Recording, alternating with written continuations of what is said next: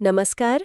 आज हम हरियाणा के हिसार जिले के एक गांव दौलतपुर पर बात कर रहे हैं। जी, दौलतपुर, जहां पिछले दिनों भारी बारिश की वजह से बाढ़ जैसे हालात बन गए थे। हाँ, और हमारे पास एक YouTube वीडियो ट्रांसक्रिप्ट है जिसमें इस पूरी स्थिति और संत रामपाल जी महाराज के संगठन ने जो मदद की उसका जिक्र है। बिल्कुल।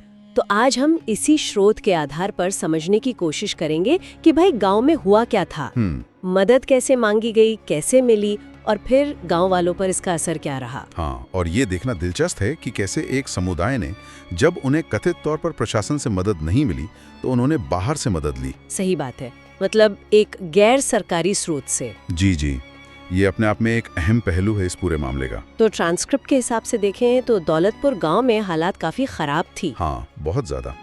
करीब 300 एकड़ जमीन बताई जा रही है जो पानी में डूब गई थी। 300 एकड़? हाँ। और फसलें? फसलें तो समझिए पूरी बर्बाद। बाजरा और कपास की फसलें थी शायद। और घरों का क्या हाल था? घरों और गलियों में भी पानी भर गया था। कहीं कहीं तो छाती तक पानी था, ऐसा बताया गया। मतलब बीमारियां फैलने का भी पूरा खतरा था। बहुत मुश्किल हालात थे। तो ऐसे में गांव वालों ने क्या किया? देखिए, सरपंच है वहाँ के पोटूराम जी, उनके नेतृत्व में गांव वालों ने सुना कि संत रामपाल जी महाराज जो हैं वो आसपास के गांव में मदद भेज रहे हैं। अच्छा। हाँ, तो उन्होंने फिर उनके अनुयायियों से संपर्क साधा और ग्राम पंचायत ने बाकायदा मतलब एक चिट्ठी लिखी। चिट्ठी में क्या मांगा था? उसमें साफ साफ लिखा था कि पानी निकालने के लिए बड़ी मोटरें चाहिए और पाइप चाहिए। ये उनकी एक तरह से आखिरी उम्मीद थी, जैसा कि सूत्र बताता है। और फिर जवाब मिला? हाँ, और यही बात थोड़ी चौंकाने वाली है। सिर्फ 3 दिन के अंदर उनकी अर्जी मंजूर हो गई। सिर्फ 3 दिन में? जी, गांव वाले खुद हैरान थे क्योंकि उन्हें शायद कहीं और से मतलब प्रशासन वगैरह से कोई ठोस जवाब नहीं मिल रहा था। ये तो बहुत तेजी से हुआ। क्या मदद मिली फिर? मदद भी काफी बड़े पैमाने पर थी। संत रामपाल जी महाराज की तरफ से गांव को 27,000 फीट 8 इंची पाइप दिए गए। 27,000 फीट? हाँ, और 3 15 हॉर्स पावर की मोटरें, साथ में 1,000 फीट केबल भी, और पीने के पानी की दिक्कत के लिए एक सबमर्सिबल पंप भी दिया। अरे वाह, इसका तो काफी खर्चा आया होगा। सरपंच ने अंदाजा लगाया कि करीब 25 से 30 लाख रुपए का सामान था ये। 25-30 लाख, ये तो बहुत बड़ी मदद है। हाँ, काफी बड़ी और सीधी मदद थी ये। तो गांव वाले तो जाहिर है बहुत खुश हुए होंगे। बिल्कुल। ट्रांसक्रिप्ट में जो गांव वालों के बयान हैं वो काफी सकारात्मक हैं। वो संत रामपाल जी महाराज के बहुत आभारी दिखे, खासकर इसलिए कि उन्हें कहीं और से मदद नहीं मिल रही थी। तारा सिंह नाम के ग्रामीण ने कहा कि ये बहुत अच्छा काम है, गांव को बहुत फायदा होगा। सही बात है। एक और ने तो यहाँ तक कहा कि संत रामपाल जी महाराज ने किसानों को बचा लिया। ये तो है, लेकिन एक सवाल मेरे मन में आ रहा है, क्या ये मदद बस ऐसे ही दे दी गई? मतलब कोई शर्त वगैरह थी? हाँ, यहीं पर ये मामला और दिलचस्प हो जाता है।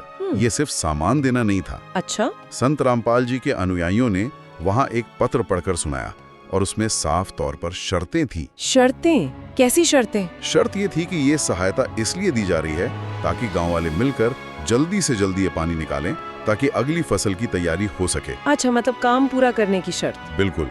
और ये भी कहा गया कि अगर पानी निकालने में कोताही बढ़ती गई तो भविष्य में उस गांव को ट्रस्ट से कोई मदद नहीं मिलेगी। ओह, तो निगरानी भी रखी जा रही थी। हाँ, पत्र में ड्रोन से निगरानी करने और वीडियो बनाने की बात भी कही गई थी ताकि प्रगति पर नजर रखी जा सके। ये तो काफी अलग तरीका है राहत कार्य का। हाँ, लेकिन उन्होंने ये भरोसा भी दिया कि अगर और सामान की जरूरत पड़ेगी तो वो भी देंगे, पर लक्ष्य साफ था, पानी निकलना चाहिए।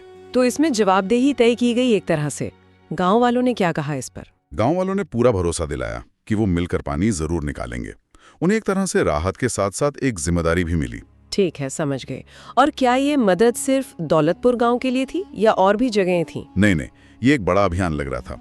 ट्रांसक्रिप्ट में हरियाणा के ही कोई 24 से ज्यादा गाँव की लिस्ट है जहाँ इसी तरह की मदद पहुंची थी। 24 से ज्यादा गाँव? हाँ, लाखों फीट पाइप, सैकड़ों मोटरें, और सिर्फ हरियाणा ही नहीं, पंजाब, हिमाचल, उत्तराखंड, जम्मू कश्मीर, इन राज्यों में भी मदद भेजी जा रही थी।